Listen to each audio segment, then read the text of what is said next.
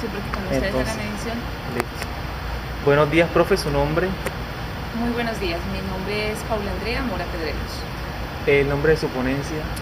La presentación que yo tengo en este momento acá en el Coloquio Internacional de Filosofía del Lenguaje habla sobre la construcción de ese estado frente a la hermenéutica analógica, el paso a la hermenéutica digital, toda una poiesis en construcción.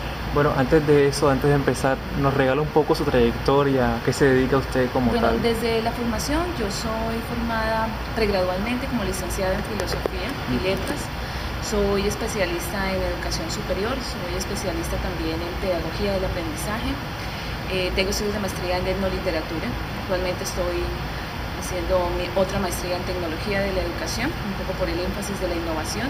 Y tengo también, soy doctorante en filosofía en la Universidad de Colombia. Ok, profe, entonces ahora sí entremos en materia. ¿Qué nos quiere regalar usted acá en Cartagena con su ponencia? Bueno, como es un poco la expectativa de uno de los elementos del proyecto del doctorado es también poder compartir este tipo de informaciones con la comunidad académica, ilustrar que el ejercicio que mediado a través de estas nuevas tecnologías por las que están surgiendo contingentes como los smartphones, como las tablets, pero sí con las tecnologías de la educación, que son procesos que siempre han existido en el ser humano, cómo nosotros estamos un poco procesando ese análisis del discurso, esa posibilidad de entender textos, contextos, autores, esas polifonías que son esenciales en la comprensión hermenéutica. Uno de los puentes nacientes es la hermenéutica analógica, pero más que todo por la posibilidad que generó ella en su momento de pensar de manera distinta, no solamente la mirada del autor, no solamente la mirada del lector, sino también esas posibilidades que puede haber entre esa mediación de estos dos actores. Pero desde ahí, ¿qué sucedería en una era digital, en una sociedad del conocimiento?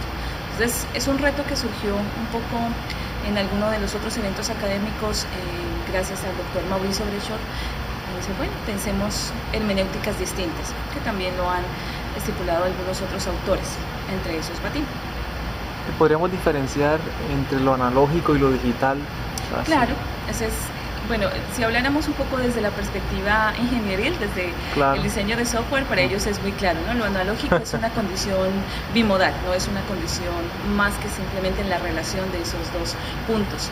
Lo digital es una condición reticular. Por eso yo ilustraba un poco que el cambio hermenéutico está suscitado a que ya no nos pensamos desde esa renovación del círculo hermenéutico que se nos heredó como uno de los paradigmas fundamentales de la hermenéutica, sino que comenzamos a pensar en una red hermenéutica, en cómo la configuración de multiespacios, en cómo la configuración de multiautores, en esos anonimatos, pero que crean impacto desde su discurso, su posición política, social, económica o personal, están dándonos información. Pero cómo procesamos nosotros ese tipo de informaciones, cómo respondemos como academia y como ente formador, que es el papel de la universidad, frente a la formación de jóvenes que vienen bajo estructuras distintas, ya no estructuras analógicas, sino precisamente estructuras desde un mundo más múltiple, un hipertexto abierto completamente. Entonces, también es importante que nosotros tengamos esa recursividad a la hora de hacer procesos pedagógicos.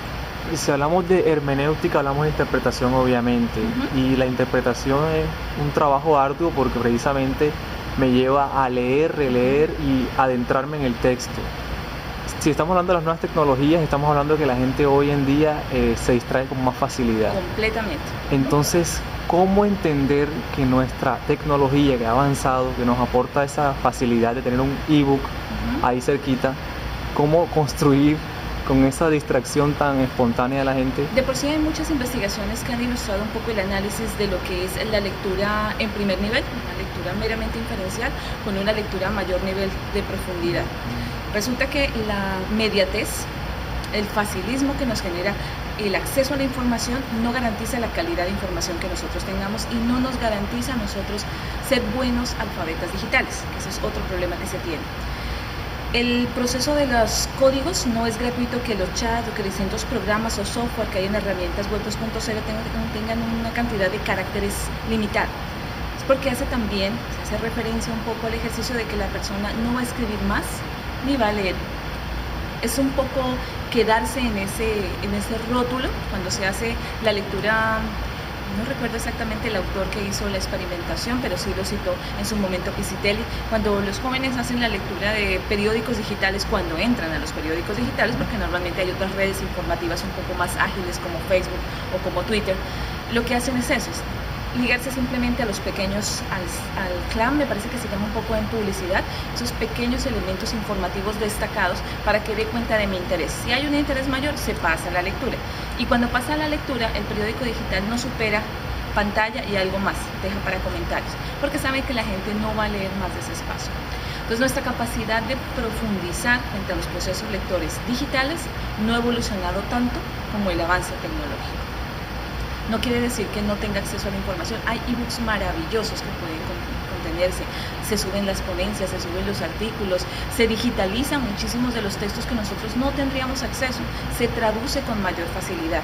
Pero no quiere decir que porque haya ese tipo de ingreso a la información, esa capacidad de entrega a la sociedad del conocimiento, quienes estamos alimentándonos de ella tengamos la misma capacidad de alimentarnos de ese tipo de referentes académicos. Así que, si bien la era de la comunicación permite una información muy rápida y eficaz, no ha permitido una capacidad de profundidad frente a los procesos interpretativos, y de ahí lo que se desliga, un poco también lo que nos mencionaba ayer el maestro Pedro. No es tan sencillo hacer esos procesos de abducción, de inducción, deducción, no es tan simple, y mucho menos en los ejercicios digitales, porque no es, ellos siendo los jóvenes tan mediáticos, no son capaces de analizar un poco el ejemplo que entregaba ayer con respecto al modelo comparativo de Campbell, de la historia del héroe. Esas estructuras no las tienen, porque no las leen, porque no las procesan, porque no relacionan. Cuando hay películas son muy pocos los que aprovechan de manera muy pertinente los cineforos. Cuando uno ve cineforos virtuales, no están en comentarios tan ágiles, pero sí hay una excesiva carga de emotividad. Es increíblemente, cuando uno hace el rastreo, un poco, que fue lo que nosotros hicimos en un debate virtual desde nuestra página en Facebook del Observatorio Filosófico Virtual, fue darnos cuenta que en muchos de los comentarios no son argumentos realmente construidos. La estructura no responde a un ejercicio proposicional, y mucho menos a la estructura de intención que quisiera generarse. Lo que están realmente haciendo son simplemente expresiones u opiniones, más desde lo emotivo. Estoy de acuerdo, no estoy de acuerdo, si está bien, no está bien. Entonces un me gusta es cuantitativamente mayor a que haya realmente una discusión alimentada. Eso pasa.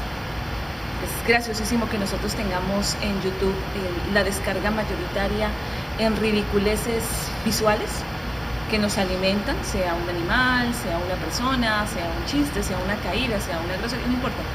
Esas ridiculeces de 1 minuto y medio, máximo 2, alimentan increíblemente a la sociedad, y no se detallan eventos en los cuales se firma una conferencia, se da una postulación teórica especial de alguien que es parte de lo que también permitiría este tipo de mediaciones. Entonces, precisamente, complejo. Exacto, porque ahora que hablas de mediación, es que los centros de información, RCN, el viernes te coloca los videos más impactantes. Entonces, ¿qué es el video más impactante? Bueno, la persona que se cae al tren, que cae a las líneas del tren, esas cosas que a veces uno dice, por Dios, ¿por qué no colocan lo que usted está diciendo? Pero entonces ahí es donde quiero llegar. La interpretación es como otro nivel de pensar, o sea, aprender a pensar. ¿Está pensando esa persona, ese alfabeta digital, tanto como el alfabeta analógico? O sea, ¿tiene las características o las posibilidades para hacer? Esa sería como una muy buena pregunta para hacer avances investigativos. Yo sospecharía que no, que definitivamente el ejercicio de la profundidad que puede tener un alfabeta digital a un alfabeta analógico todavía no lo ha superado. Primero porque también la era digital es una era que está en construcción, es reciente. Nosotros la era de la presencialidad la tenemos, si hablamos del texto, desde la imprenta, cerca del medioevo. Si es desde la verbalidad, está desde nuestros orígenes como seres humanos en los procesos comunicativos, pero también en este manejo de la mediatez. A mí me gustan mucho las posiciones de Jesús Martín Barbero, donde asume que nosotros nos alimentamos de cosas también muy básicas. O sea, si nosotros como consumidores mediáticos no exigimos más, si en los tops élites de las horas pico de la televisión nacional están unos realities, no apoyamos programas que tengan un poco que ver con el ejercicio de poner en juego la mente, pues por supuesto que el comercio y el modelo económico en el que nosotros estamos desenvueltos va a obligar a ese tipo de conductas. En otros países hay un alimento es muy diversa la oferta de lo que uno quisiera realmente poder ver. Hay programas de opinión muy interesantes. Nosotros no los tenemos.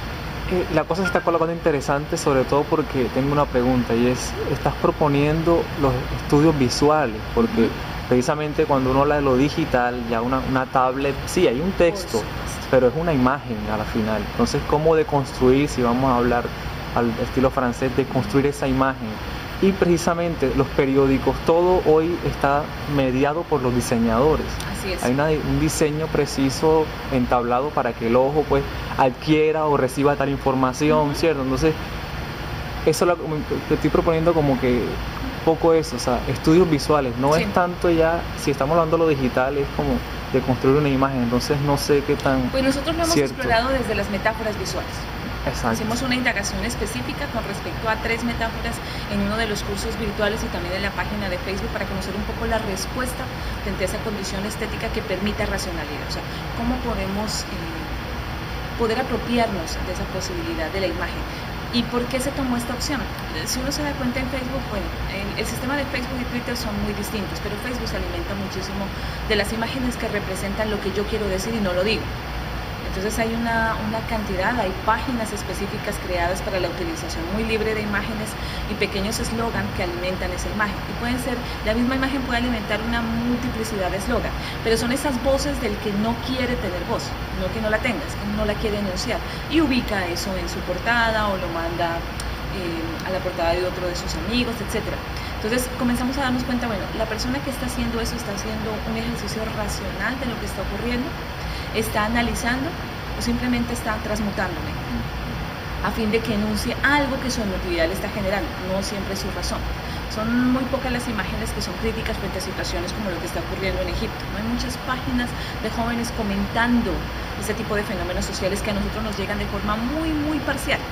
Eso no ocurre, a menos que uno se meta y tenga contactos en esta región y pueda alimentarse desde esa información directa que ellos pueden generar. Entonces yo creo que también es importante que en las metáforas visuales lo que nosotros pudimos darnos cuenta es que hay una mezcla muy reiterativa. Nuevamente la carga emocional es bastante alta. Ese pathos que se hablaba en algún momento irónicamente en los medios virtuales es más dominante que el ethos o que el logos, es muchísimo más dominante. Entonces, por nuestra cultura, por nuestra formación, de pronto hay instancias en otros espacios en los cuales la academia puede ser predominante. Hay redes específicas de académicas. LinkedIn es una red solamente para el trabajo. O sea, sí te comunica, sí te permite conocerte, pero es una red académica, pero no tiene el impacto de las otras redes sociales.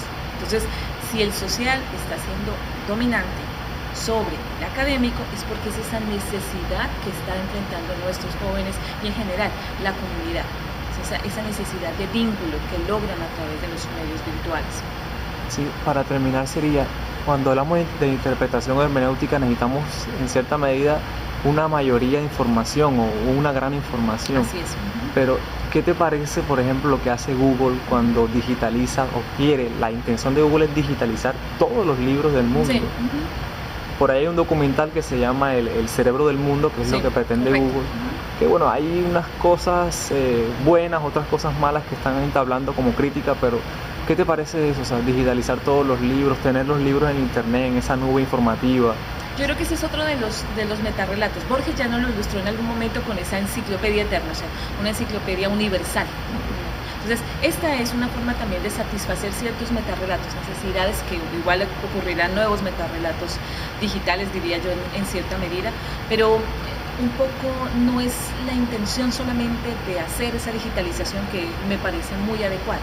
Si uno encuentra muy buenos textos, a excepción de que hay supresiones, porque eso es lo que uno hace, uno consigue textos que lastimosamente en nuestro país no son sencillos de conseguir, y a través de Google Books sí puede encontrarlos. Se tiene que ver limitado por las páginas que son suspendidas, eso lo sabemos, pero también es un poco el mercado, ¿no?, que se está manejando. Bueno, usted puede tener una cuenta premium que le puede tener estas ventajas, pero esa cuenta premium cuesta, y si cuesta, segrega. Entonces no todos van a tener acceso a, y ese es uno de los principios que aparentemente Google y sus creadores no iban a caer. Es parte también del comercio. Pero una vez tienen todo ese acceso a la información, ¿qué sucede? Cuando nosotros vemos desde la filosofía, por eso yo digo la filosofía es la fuente que alimenta absolutamente todo el quehacer humano, si se toma de manera adecuada, si se lee, si se fundamenta. El poder en el ser humano no ha sido un alimento muy sano. ¿Qué hago teniendo esta biblioteca eterna, interminable, absolutamente abarcativa? Bueno, puede haber algunas distinciones de manejo, de poder, que podrían salir a la luz. El hecho de que la mediación cambie, es decir, de una mediación presencial a una mediación virtual, no quiere decir que las prácticas humanas cambien, porque el sujeto sigue siendo el mismo desde su connotación de prácticas. Así que se van a presentar las mismas falencias que como seres humanos presenciales tenemos. Entonces es importante también un poco darnos cuenta cuánto nos prestamos a y cuánto estamos dispuestos en arriesgar en esa parte del patrimonio que es inmaterial para nosotros los seres humanos, el conocimiento. Y creo que es la consigna más grande que nosotros debemos defender. Sí, esta sí sería la última. Humberto Eco, el último libro que sacó es El libro nunca va a morir, o sea, el libro físico. ¿Qué tienes que decir sobre eso? A mí me gusta mucho la reflexión que en algún momento comentó Eco con respecto a la escritura de su texto. Y es esa pugna interna en que, bueno, ¿qué sucede ya con el disfrute del texto como tal? Con esa capacidad perceptiva, ese estímulo sensorial que nos permite a nosotros un texto. Tocar la hoja, desplazar, medir la cantidad, sentir el olor, bien sea de un libro viejo, a mí me fascinan son los libros viejos, o un libro nuevo, el disfrute de destapar un libro nuevo. Bueno, en el ejercicio con los niños, en las tablets, lo que está ocurriendo es que su disfrute es completamente distinto. Su categoría sensorial ha cambiado. Entonces ellos tocan y les parece fastidioso el tener que tocar un texto así, pero sí muy suave, muy complaciente el desplazamiento de una pantalla táctil. Entonces su alimento sensorial es distinto al nuestro. Sin embargo, no quiere decir que el libro como tal vaya a desaparecer. La modificación de los libros ha cambiado significativamente. Yo creo que la inmersión de la tablet hace aproximadamente 2 años y medio dio otro vínculo. O sea, teníamos el portátil, luego viene el smartphone, luego viene la tablet con esa agilidad. La tablet es un recurso que económicamente es muy ágil. Yo veía aquí en la biblioteca cómo alquilan tablets para los estudiantes. Es una tranquilidad que es muy agradable de ver, es un elemento que económicamente es más alcanzable que un mismo PC o un mismo portátil. Entonces, como para ellos comienza a ser mucho más significativo la estimulación sensorial de eso, que termina siendo real, pero no realidad. Es un poco lo que Bourdieu hace esa distinción entre lo real y la realidad. Es maravilloso. Es poderse dar cuenta, bueno, se está tocando, se está percibiendo, pero no se huele. Y están buscando la alternativa de estimular otro tipo de sentidos, entre esos el más difícil que ha podido lograrse por parte de ellos, que es el olfativo. ¿Por qué hay tanto consumo de pornografía? El mundo virtual le permite a uno un espacio donde no hay juicio. Si un muchacho hace 30 años, 40 años, muy probablemente nuestros padres, quería ir a buscar pornografía, tenía que buscarla a través de revistas. Y yo me imagino toda la ruta que tenía que abordar para lograr ese objetivo. No era tan sencillo. ¿Qué hace un muchacho ahora? Hable su dispositivo, entra a la página N y tiene el acceso a toda la cantidad de carga pornográfica que pueda desear. Gratuita, ¿no? Gratuita, sin censura, porque el problema ahí normalmente en este tipo de necesidades de esa animalidad, de nosotros como seres humanos, los costos no son tan trascendentes como el juicio social. Entonces, yo estoy en mi computadora, estoy muy tranquilo y puedo disfrutar de eso que en otro espacio sería completamente censurado. Ahora sí, ya no es un joven, si es un ejecutivo, si es un directivo de la universidad, si es uno de nosotros como docente, hay una imagen en riesgo y la virtualidad me permite por eso esa visibilidad. La visibilidad no solamente que yo no aparezca, es que tampoco yo sea visible para dentro de la red. Entonces ese consumo mediático también estimula de otra manera los sentidos y comienzan a cambiar nuestras percepciones. Hay alteraciones en jóvenes de gran consumismo mediático, como está ocurriendo en Japón, donde es increíblemente el estado deformativo físico también afecta. Y esa es una preocupación de los padres. En sociedades muy tradicionales como la nuestra, nos damos cuenta que los padres están muy pendientes de cuánto tiempo pasa un niño conectado, si están ahí en la casa, porque es otro fenómeno, pero cuánto tiempo está el niño conectado, porque su posición ya no es la misma frente a los juegos tradicionales que se abordaban hace 20 años, 10 años. Entonces, es también darse cuenta un poco del ejercicio de esa necesidad de diálogo que nosotros tenemos que tener con nuestros jóvenes, con nuestros estudiantes. No solamente sancionar el uso de la tecnología, no, es disfrutemos la tecnología de forma conjunta, pero equilibremos. Un poco la condición que a mí me parece maravillosa de los griegos es que, bueno, hay un culto mental, pero también debe haber un culto y cuidado del cuerpo. Y la tecnología nos apoya, elementos o estrategias que hacen los videojuegos a través del Kinect. El Kinect funciona en Xbox y también de la plataforma que tiene Wii para que puedan hacer yoga, para que puedan hacer juegos de baile, juegos anímicos, juegos deportes. Con el juego de la virtualidad, bueno, permite por lo menos la expresión de una corporalidad que a veces otro tipo de juegos no lo genera. Entonces es importante hacer un equilibrio entre estos dos mundos. Que es muy interesante la temática. Y si te das cuenta, por ejemplo, aquí en las discotecas, digámoslo así, ya tú puedes ver televisores, plasmas, sí, claro, donde están presentando una telenovela o cosas pornográficas. Sí, eso me ha llamado mucho la atención. Sí, entonces lo de Orwell, lo de 1984, no es tan mentira o no es tan descabellado. O sea, realmente sí va a existir en un momento dado una gran pantalla que nos va a decir lo que tenemos. Ojo que nosotros tenemos de fondo también el panóptico, ¿no?